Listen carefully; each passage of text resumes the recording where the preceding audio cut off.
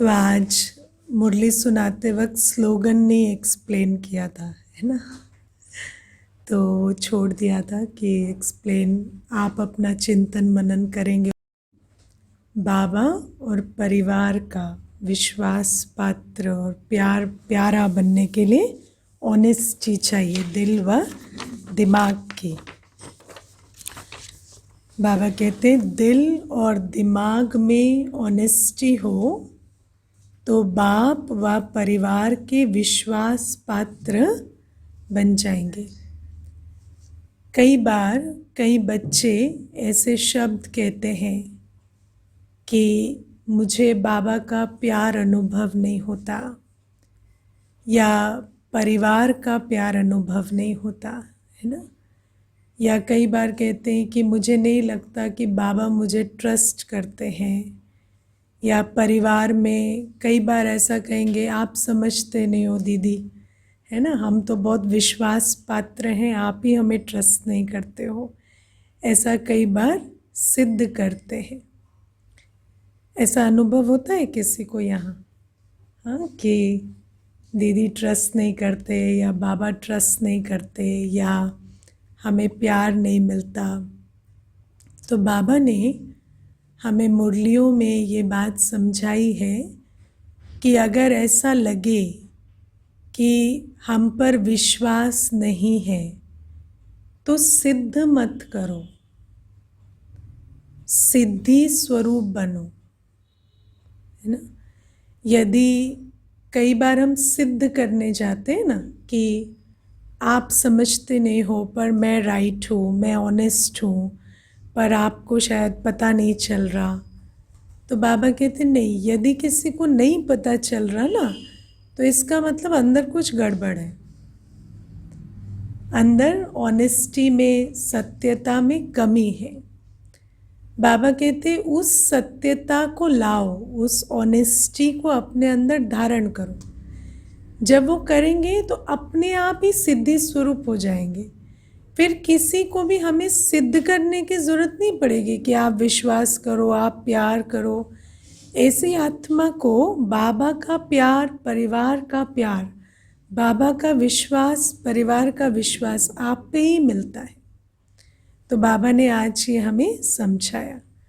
अब ये ऑनेस्टी क्या चीज़ होती है, और जैसे बाबा ने कहा दिल की भी ऑनेस्टी और दिमाग की भी ऑनेस्टी।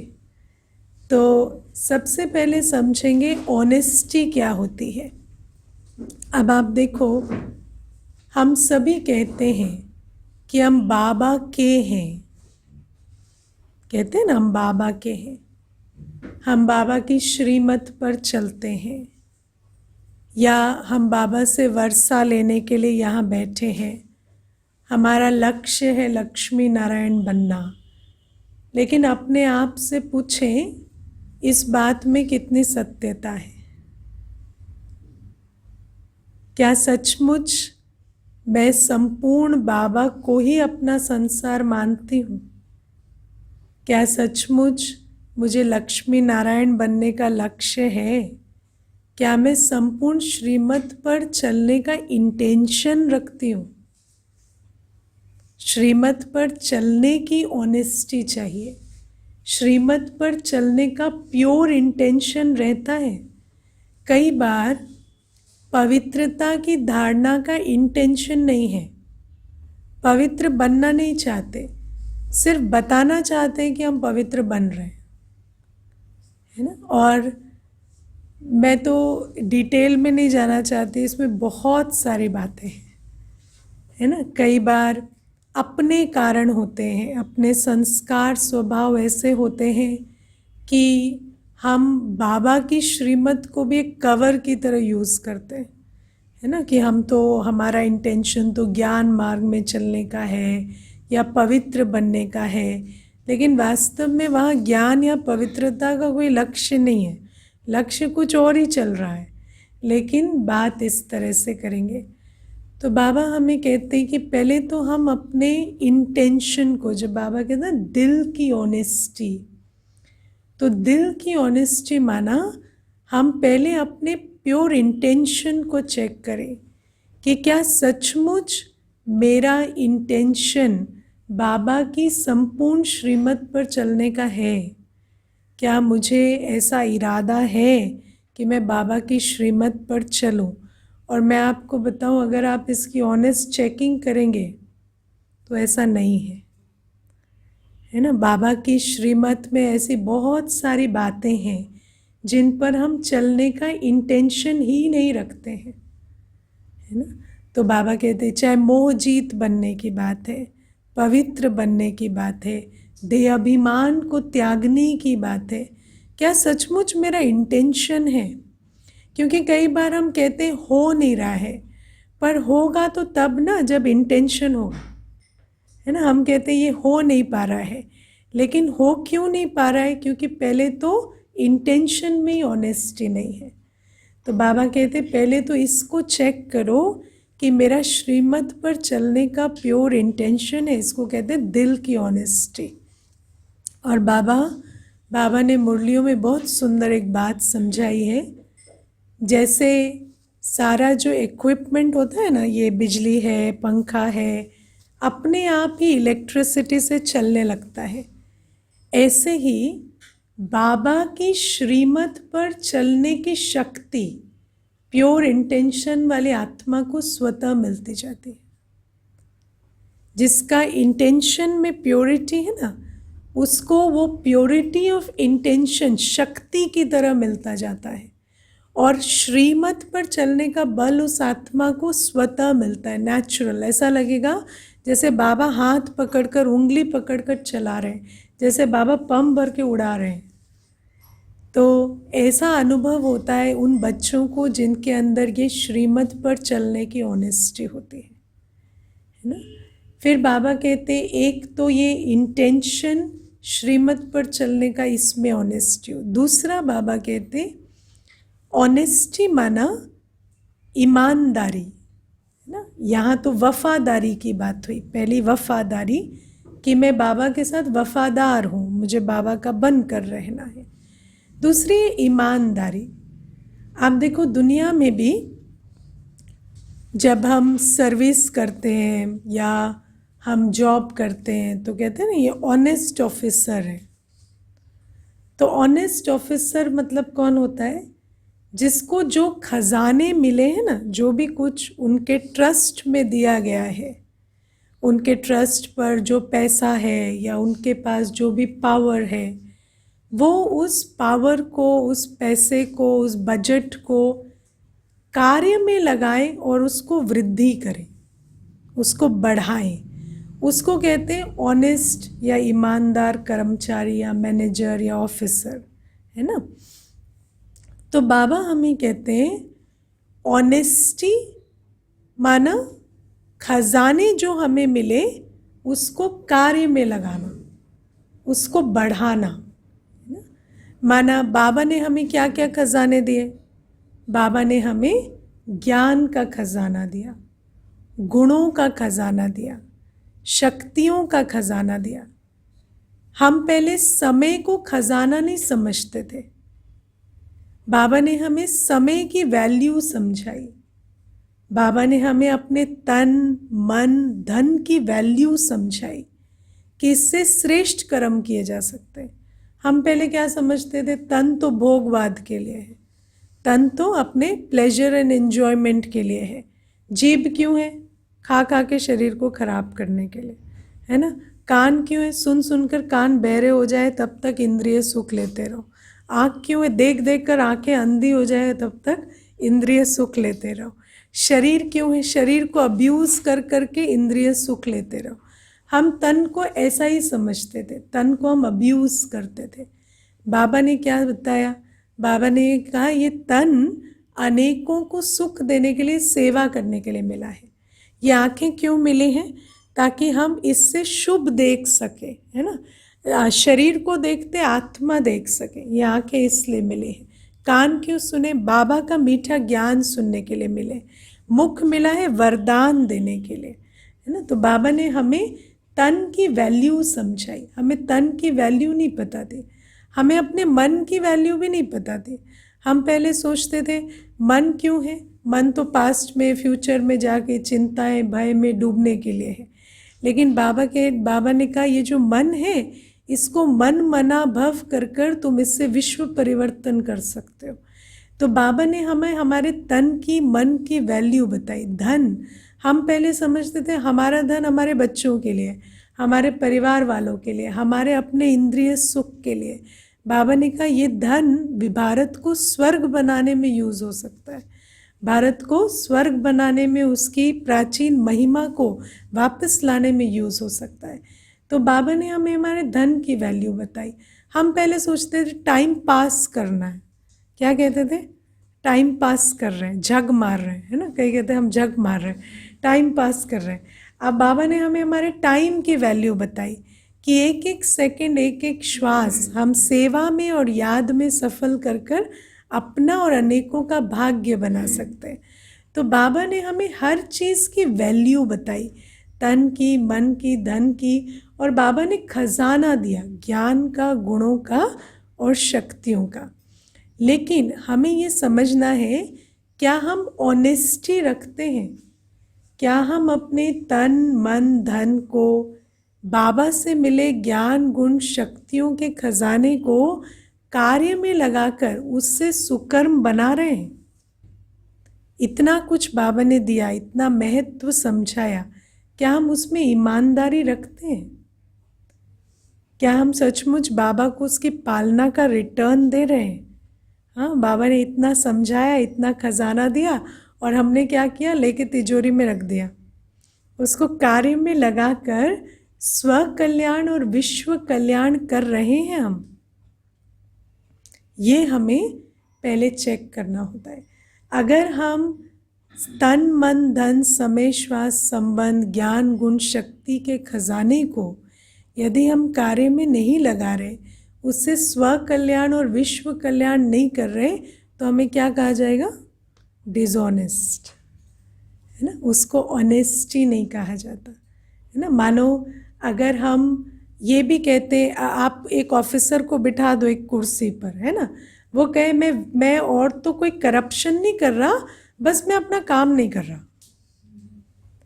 करप्शन नहीं कर रहा, मैं कोई और गलत काम नहीं कर रहा, पर दिन भर सुबह से शाम तक कुर्सी पर बैठता हूँ, अपना काम नहीं कर रहा, तो आप उससे क्या कहेंगे, नहीं बहुत ईमानदार है, भले करप्शन तो नहीं करता ना, काम नहीं करता तो क्या हो गया। तो बाबा कहते नहीं, वो ईमानदार नहीं कहा जाएगा। ईमानदार माना जो ड्यूटी हमें दी गई, जिस चीज़ के लिए हमें रिसोर्स दिया गया, अगर हम उसको कार्य में नहीं लगाते तो हम ईमानदार नहीं कहे जाएंगे।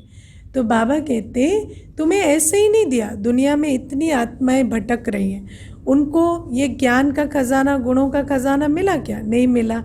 उनको समझ आया तन मन धन की वैल्यू, नहीं आई। तो बाबा कहते जो तुम्हें समझ में आया तो तुम्हें क्या करना है, ऑनेस्टली अब उसको अप्लाई करना है, कार्य में लगाना है। तीसरी बात बाबा कहते अलबेलापन। आप सोचो आपको किसी ऑफिस में बिठाया और आपने कहा इंटेंशन नहीं था, मेरा गलती से हो गया, हाँ गलती से मैंने ये जो फाइल है यहाँ भेजने की जगह वहाँ भेज दी, या ये फंड यहाँ भेजने की जगह वहाँ भेज दिया, तो आपको क्या कहेंगे, नहीं इंटेंशन नहीं था ना, गलती हो गई, तो ये ऑनेस्ट है। ऐसा नहीं है। बाबा कहते अलबेलापन भी डिसऑनेस्टी है। हमें बाबा ने इतने क्या कहें विश्वास के साथ जो खजाना दिया, उसको हम अलबेलेपन में भी ना गंवाएं। ऐसा नहीं कि हमारा अटेंशन नहीं था तो इधर उधर हो गया। बाबा हमें और एक बात जो ऑनेस्टी में बताते हैं वो है ऑनेस्टी और ट्रस्टी का रिलेशनशिप है। अगर हम ट्रस्टी नहीं बनते, अगर हमारे अंदर मैंपन मेरापन है, तो ऑनेस्टी नहीं हो सकती। आप देखो दुनिया में भी इतना करप्शन क्यों है, क्योंकि गवर्नमेंट के ऑफिस को अपना ऑफिस समझ लेते हैं, है ना, और उनके फंड्स को, उनके बजट को अपना पर्सनल बजट समझकर चलते रहते हैं। तो बाबा कहते हैं ऐसे ही तुम्हें भी जो भी कुछ मिला है ना, एक व्यक्ति गरीब क्यों है, आप अमीर क्यों हैं, एक व्यक्ति के पास सोचने की समझने की शक्ति नहीं है, आपके पास क्यों है, क्यों मिला है। हमें प्रकृति ने, ड्रामा ने ये जो सौभाग्य है ये क्यों दिया है। ताकि हम इसे स्व कल्याण और विश्व कल्याण अर्थ यूज़ कर सकें। तो बाबा कहते हैं ऐसा मत समझो कि जो वस्तु है, तन है, धन है, वो तुम्हारा है। अगर तुम समझते हो ये तुम्हारा है तो ये भी अमानत में खयानत है। वो सब कुछ तुम्हें ट्रस्टीशिप में मिला है। आज अगर हमारे पास कुछ भी नहीं होता तो क्या कर लेते? कर लेते कुछ? हाँ, ना तन होता, ना बुद्धि होती, ना धन होता, ना हेल्थ होती, तो क्या कर लेते?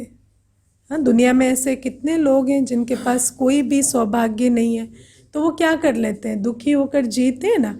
आज हमें इतना कुछ मिला तो उसका धन्यवाद हम किस रूप से करें, ये समझ कर कि हमें जो भी मिला हम उसका ट्रस्टी बनकर उसको भी श्रेष्ठ कार्य में लगाकर वृद्धि को दिलाएं और अनेकों को भी सुख देने के लिए उस खजाने को यूज़ करें। तो बाबा हमें कहते कि ये जो ट्रस्टीशिप है ये ऑनेस्टी के साथ बहुत गहरे रूप से कनेक्टेड है। तो समझ आई? पहले इंटेंशन श्रीमत पर चलने का, दूसरा अपने खजानों को के महत्व को समझकर उसको स्व कल्याण विश्व कल्याण के लिए लगाना, ये ऑनेस्टी है। और तीसरा ऐसा ना समझ बैठना कि ये मेरा है, समझना कि ये दाता का दिया हुआ है, ड्रामा अनुसार बाबा ने दिया है। क्यों दिया है? ताकि हम इसको कार्य में लगाकर विश्व सेवा करें। तो बाबा कहते ऐसी आत्मा को कहेंगे ऑनेस्ट आत्मा, है ना। और ऐसी ऑनेस्ट आत्मा जो होती है उसको बाप का और परिवार का प्यार और विश्वास अपने आप ही मिल जाता है, उनको कहना नहीं पड़ता, है ना। और बाबा ने एक तो दिल की ऑनेस्टी बताई। दिल की ऑनेस्टी ये है मेरेपन से फ्री, खजानों को यूज़ करना, श्रीमत पर चलना। दूसरी दिमाग की ऑनेस्टी, है ना। पहले तो कभी कभी इंटेंशन में प्योरिटी नहीं होती, फिर क्या होता है कभी कभी हमारा दिमाग बहुत खेल करता है ना। इंटेंशन तो प्योर है, समझते भी है सब कुछ बाबा का है, लेकिन जब करने जाएंगे ना तो थोड़ा दिमाग खेल करने लगेगा। ये जो संस्कार स्वभाव है ना वो आड़े आएंगे। तो बाबा कहते फिर दिमाग को भी स्वच्छ रखना है ना। क्योंकि जब दिमाग इधर उधर करता है तो बाबा कहते वहाँ पर श्रीमत को याद कर कर, बाबा को याद कर कर, या अपने दिमाग की ऑनेस्टी की धारणा को याद कर कर अपने दिमाग से भी ऑनेस्टी रखनी है ना। कई बार ऑनेस्टी का इंटेंशन है लेकिन फिर माया गड़बड़ करेगी ना तब दिमाग फिर जाता है। कहते हैं ना अभी इनका दिमाग फिरा हुआ है ना। दिल तो इनका अच्छा है लेकिन इनका आजकल ना दिमाग खराब चल रहा है। तो क्यों कहते हैं? क्योंकि वो जो संस्कार स्वभाव है ना वो बीच में डिस्टर्बेंस करते हैं। तो बाबा इस रूप से हमें ऑनेस्टी समझाते हैं। और ऐसी ऑनेस्ट आत्मा सदा अनुभव करेगी मैं आशीर्वादों में पल रही हूँ, क्योंकि बाबा का प्यार और परिवार का प्यार। और मैंने कई बार देखा लोग कहेंगे कि बाबा के घर में भी ना सबको प्यार एक जैसा नहीं मिलता, है ना। लेकिन सबको प्यार क्यों नहीं मिलता एक जैसा? क्योंकि सबका इंटेंशन एक जैसा नहीं है, सबका एक्शन एक जैसा नहीं है। प्यार तो सबको मिलता है लेकिन रिसीव कौन करेगा? जिसके अपने अंदर ऑनेस्टी होगी, है ना। बच्चे को कभी लगता है ये मुझे हेट करता है, बड़ों को लगता है। क्यों लगता है? क्योंकि अंदर डिसऑनेस्टी होती है ना। बच्चे को हर एक पे ट्रस्ट होता है, उसको लगता है कि ये भी प्यार करता है, इस पे भी विश्वास है, उस पे भी विश्वास है। क्यों? क्योंकि उसके खुद के अंदर प्योरिटी है, खुद के अंदर ऑनेस्टी है। तो बाबा ये ऑनेस्टी के बारे में बताते हैं। आज समझ में आया स्लोगन। और वरदान में बाबा ने क्या कहा कि बोझ बाबा को दे दो। बाबा कहते तुम्हें मैंने जिम्मेवारी दी ना, मम्मा कहती थी जो सेवा देता है वो शक्ति ज़रूर देता है ना। बाबा की सेवा है, बाबा ने जिम्मेवारी दी है, तो बाबा शक्ति ना दे, बाबा सहयोग ना दे, ऐसा हो नहीं सकता। लेकिन कई बार ऐसा होता है कि सेवा करते करते बच्चे भारी हो जाते हैं, है ना। बहुत सेवा है, थक जाते हैं, परेशान हो जाते हैं। क्यों ऐसा लगता है? क्योंकि सेवा तो कर रहे हैं लेकिन सेवा यथार्थ सेवा नहीं करते। यथार्थ सेवा क्या होती है? निमित्त भाव से सेवा। समझना कि मैं निमित्त हूँ, मालिक बाबा है ना।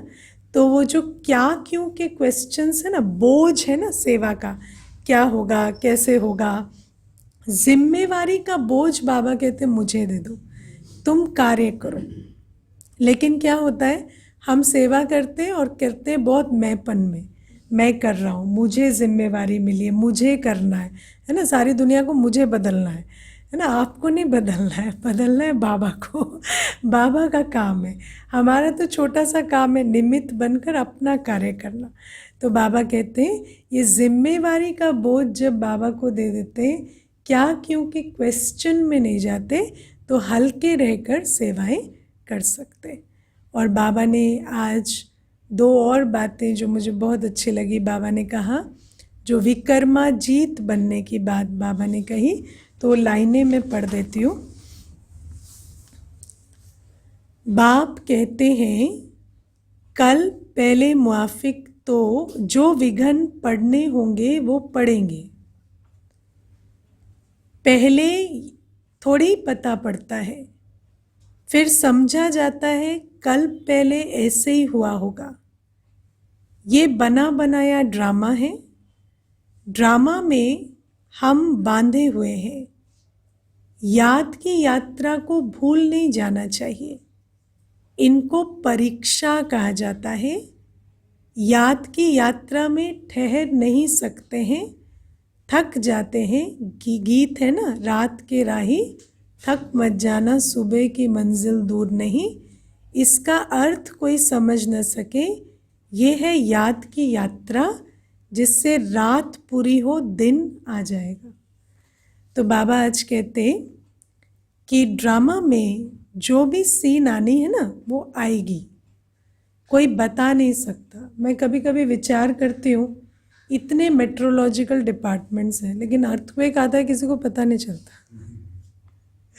इतनी है ना, इतनी गवर्नमेंट काम करती है, इतने दुनिया में इतने स्टडीज़ होते हैं, इतने साइंटिस्ट हैं, अर्थक्वेक आता है, सुनामी आता है, साइक्लोन आता है, कुछ पता नहीं लगता है ना। और सब कुछ आता है, तबाही होती है और प्रकृति अपना जो काम है वो कर ही जाती है। अभी इतना बड़ा कोरोना वायरस कोई प्रेडिक्ट नहीं कर सका, और सब बहुत बड़े बड़े एस्ट्रोलॉजर बैठे हैं, बहुत कुछ प्रेडिक्शंस हो रहे हैं दुनिया में, है ना। तो बाबा कहते हैं ड्रामा में सब कुछ अचानक होगा। बाबा कहते तुम एक चीज़ के लिए तैयारी करोगे ना, दूसरी चीज़ होगी, जो तुमने कभी सोचा नहीं होगा वो सीन आएगी। तो बाबा कहते ड्रामा में परीक्षाएं आएंगी, और परीक्षा की नेचर क्या होती है, परीक्षा की नेचर ही होती है अचानक आती है। कभी भी टेस्ट पेपर नहीं होगा यदि आपको पहले से पता हो। तो बाबा कहते ड्रामा में भी परीक्षा की नूंद है कि परीक्षाएं आएंगी और परीक्षाएं अचानक आएंगी। लेकिन जो समझने की बात है वो ये है, जब भी कोई परीक्षा आती है तो हर आत्मा के अंदर सेम टाइप का डिस्टर्बेंस नहीं होता। कोई भी पेपर आता है, आप देखो दुनिया में भी एक एग्ज़ाम होता है, तो मान लो 20 क्वेश्चन मिले, तो सबको 20 में से कोई क्वेश्चन किसी को डिफ़िकल्ट लगता है, कोई क्वेश्चन किसी को डिफ़िकल्ट लगता है। और जीवन में भी जब परीक्षाएं आती हैं तो हर एक उस परीक्षा में डिफरेंट टाइप की डिफ़िकल्टी अनुभव करता है ना।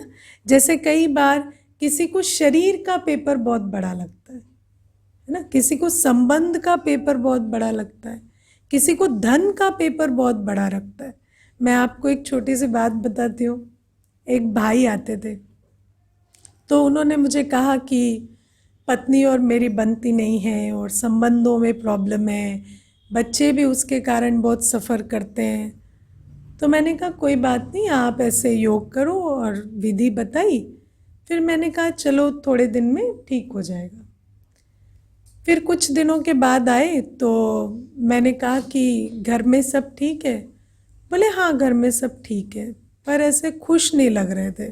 तो मैंने कहा आप तो जब आए थे तो ऐसा लगता था जैसे घर में परेशानी है, अब तो घर में सब ठीक है कह रहे हैं लेकिन आप खुश नहीं लग रहे हैं।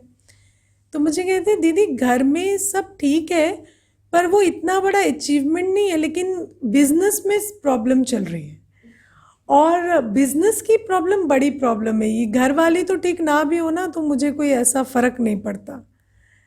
तो मैंने कहा पर तब तो आप ऐसा नहीं कह रहे थे, तब तो आप ऐसा ही कह रहे थे कि घर में जो प्रॉब्लम है वो बड़ी है। तो मुझे कहते हैं कि दीदी अब मैं क्या करूं। तो मैंने कहा देखो ऐसा है कि कोई ना कोई विघ्न तो जीवन में रहेगा ना। तो पहले घर था, अभी बिजनेस है, तो बस दीदी कोई तरीका नहीं कि स्विच हो जाए, है ना, कि बिजनेस ठीक हो जाए, घर खराब हो जाए दोबारा। तो मैंने कहा देखो भाई अभी आप क्या बोल रहे हो ना ध्यान से सोचो। अभी बच्चे का +2 का एग्जाम है, पत्नी अभी घर छोड़ के चली गई। तो be careful about what you want, you might get it. तो विचार करके सोचो, है ना, ये क्या बोल रहे हो। तो मुझे कहते हैं पता नहीं दीदी कुछ समझ सा नहीं आ रहा, जैसे ना ऐसा लगता है जैसे पैसा है तो सब ठीक है, भले ही और कुछ बिगड़ता भी रहे। तो हर एक आत्मा का ना अपना तरीका होता है सोचने का। किसी को लगता है शरीर ठीक रहे, भले संबंध का कुछ भी होता रहे, धन का कुछ भी होता रहे। तो बाबा कहते हैं हर एक आत्मा को परीक्षाएं अलग अलग तरह से अनुभव होती है। क्यों अनुभव होती है? क्योंकि हर एक आत्मा का विकर्मों का खाता अलग अलग है। अब इसका कनेक्शन हम थोड़ा सा समझेंगे। दादी हमेशा एक बहुत सुंदर बात कहती थी, प्रकाश मणि दादी जी, कि जो विकर्म हमने 63 जन्मों में किए हैं ना, वो अभी हमारे संस्कार बनकर हमारे अंदर रहते हैं। हम जो विकर्म करते हैं 63 जन्मों में, उसका रेजिड्यू हमारे अंदर संस्कार के रूप में रहता है। और वो जो संस्कार होते हैं वो हमें दुख देते हैं। जिसके अंदर जिस चीज़ से अटैचमेंट होगा, हम जिस चीज़ को सबसे ज़्यादा अब्यूज़ करते हैं, उससे सबसे ज़्यादा हमें अटैचमेंट होता है ना, उसके ऊपर हमारी डिपेंडेंसी बढ़ती जाती है और उस अटैचमेंट के कारण हमें दुख होता है। तो बाबा हमें कहते हैं कि चाहे वो वस्तु है, चाहे व्यक्ति है, चाहे वैभव है, चाहे शरीर है, इन सारी चीज़ों से हमें डिफरेंट तरह का अटैचमेंट है, डिपेंडिंग ऑन हमारा विकर्म, है ना। जितना हमने उसको अब्यूज़ किया होगा उतना अटैचमेंट होगा, जितना आपने उसको सफल किया होगा उतना डिटैचमेंट होगा। इस बात को बहुत अच्छे से समझना, ये बहुत गहरी बात है। अगर आप शरीर को सफल करेंगे, शरीर को श्रेष्ठ कर्म में यूज़ करेंगे, तो शरीर से आपको डिटैचमेंट होगा। आप आत्मा शरीर की खींच से परे जाएंगे और जितना आप इस शरीर से विकर्म बनाएंगे, इस शरीर से आपका लगाव बढ़ेगा। ठीक है, इसीलिए मृत्यु का डर उसको नहीं होता जो श्रेष्ठ कर्मों में अपना जीवन सफल करता है। जानकी दादी जी हमेशा कहते थे ना, मैं बाबा को कहती हूँ आज चलना है, तो बाबा कहता था नहीं अभी रुको, तो कहते ठीक है रुक। ना जाने की हड़बड़ी है, ना कहेगा कि मुझे आज ही जाना है। शरीर से ना रिपल्शन है ना अट्रैक्शन है, ना ऐसा है कि छोड़ देना है। कई बार हमें ऐसा होता है कि मुझे संबंध से वैराग है कहेंगे, लेकिन संबंध से वैराग नहीं, घृणा है।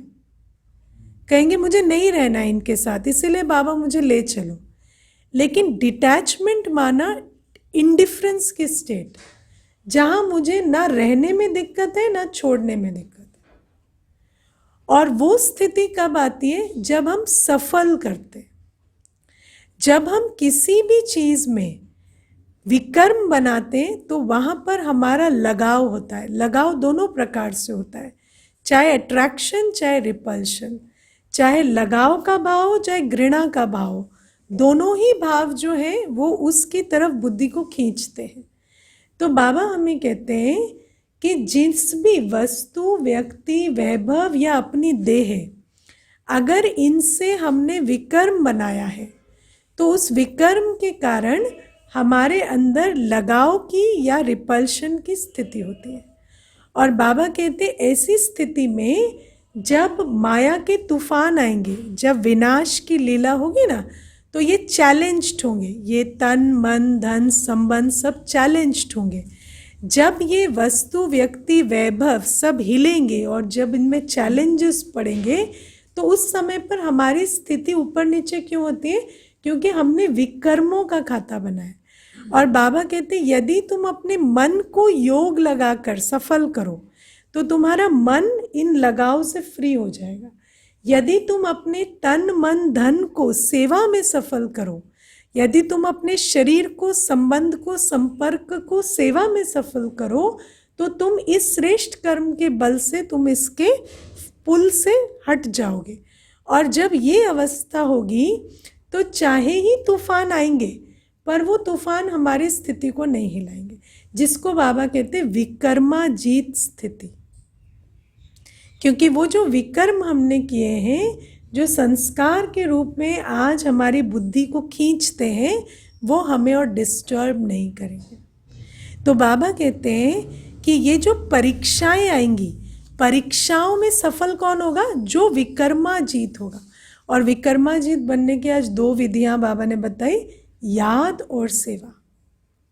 यही 2 विधि है विकर्मों को विनाश करने की।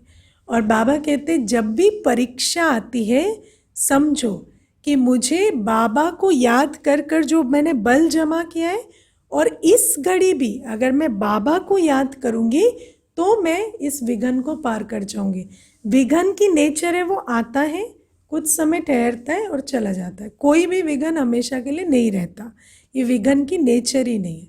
तो बाबा कहते विघन आएंगे, विघन जाएंगे। तुम्हें क्या करना है? याद का बल जमा करना है ताकि विघन तुम्हें तंग ना करे, और उस समय भी याद में रहना है। क्यों? मोस्टली जब विघन आता है हम क्या करते हैं? बाबा बाबा की जगह माया माया करना शुरू करते हैं। हाँ, विघन आया तो क्या करते हैं? हाय माया, ओ माया, क्यों माया, है ना? हाय माया, ओ माया, क्यों माया से माया में फोर्स बढ़ता है ना? जिस चीज़ पर अटेंशन जाएगा उसको एनर्जी मिलती है। दुनिया में कहते हैं भूत का नाम मत लो, भूत की शक्ति बढ़ती। भूत का नाम मत लो, भूत की शक्ति बढ़ती, ये तंत्र विद्या वाले बोलते हैं ना।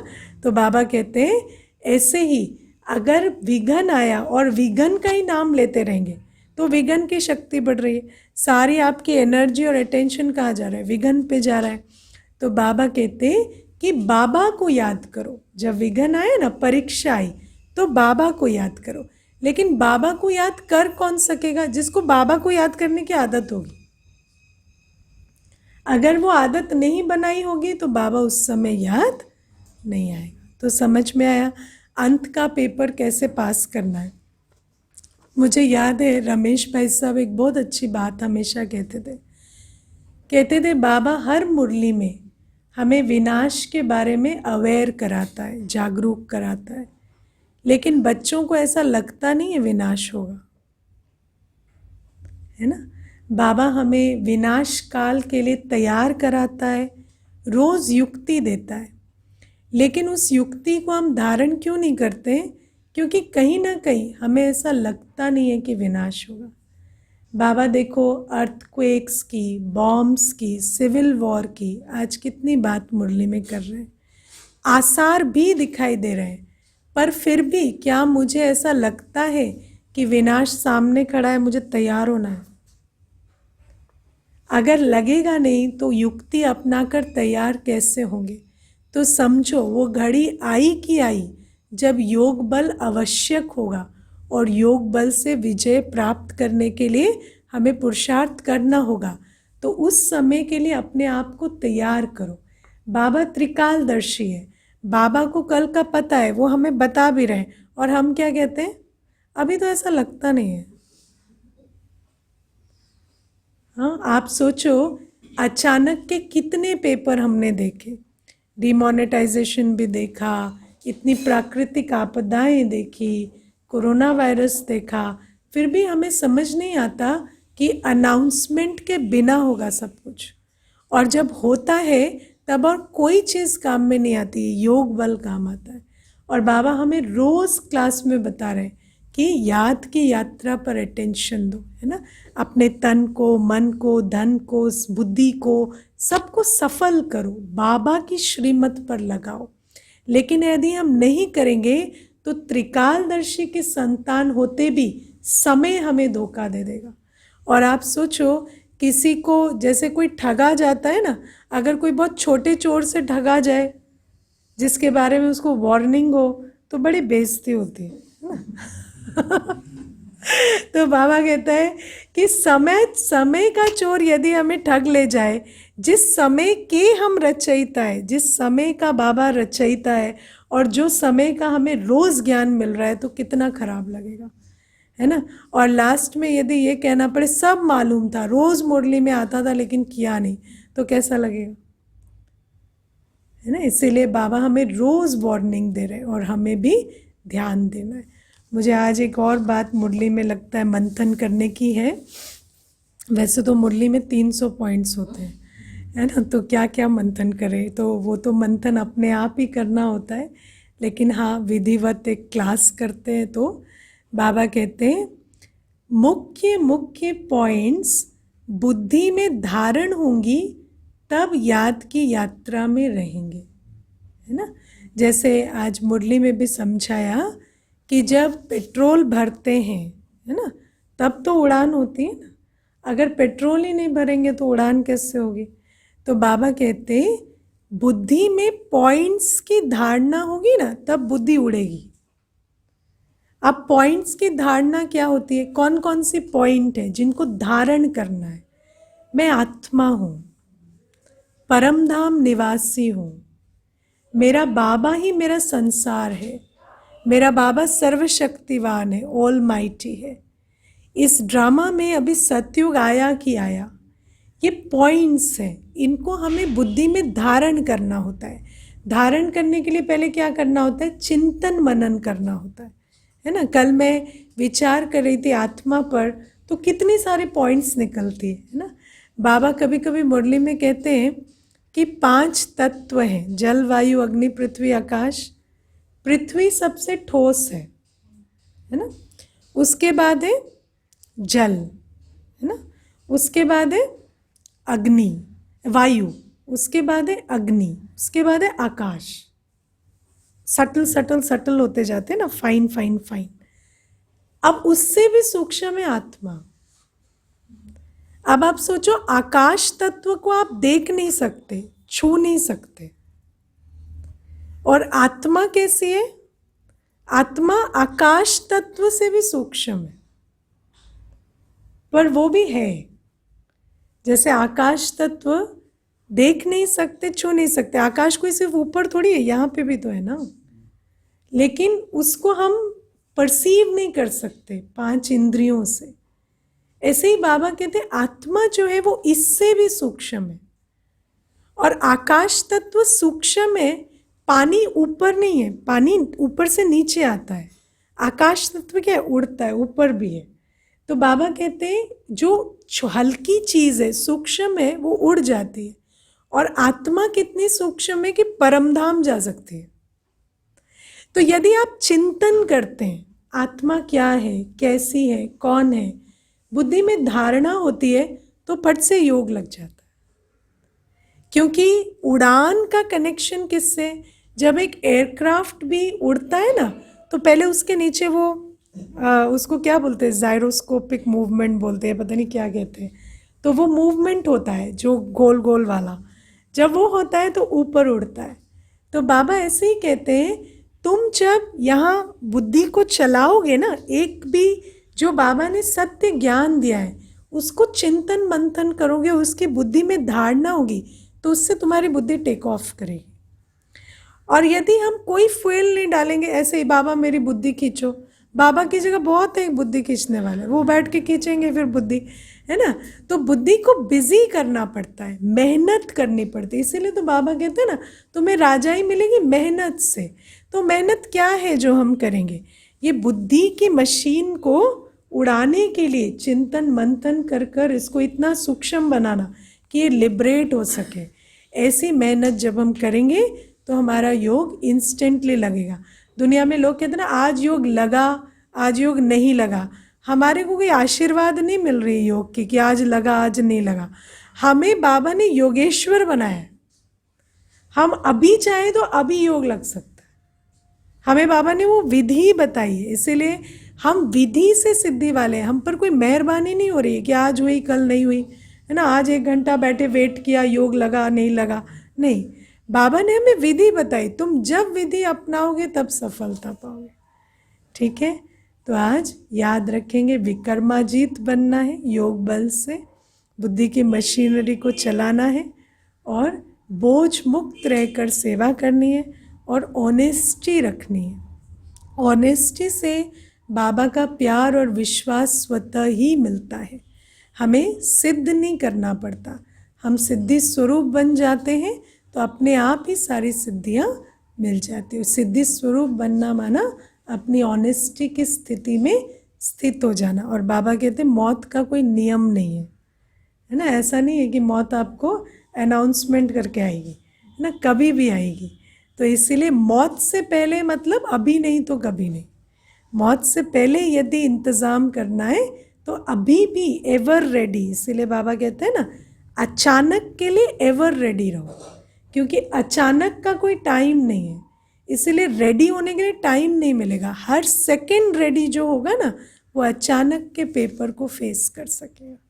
ओके, ओम शांति। चलो बाबा को प्यार से भोग लगाएंगे।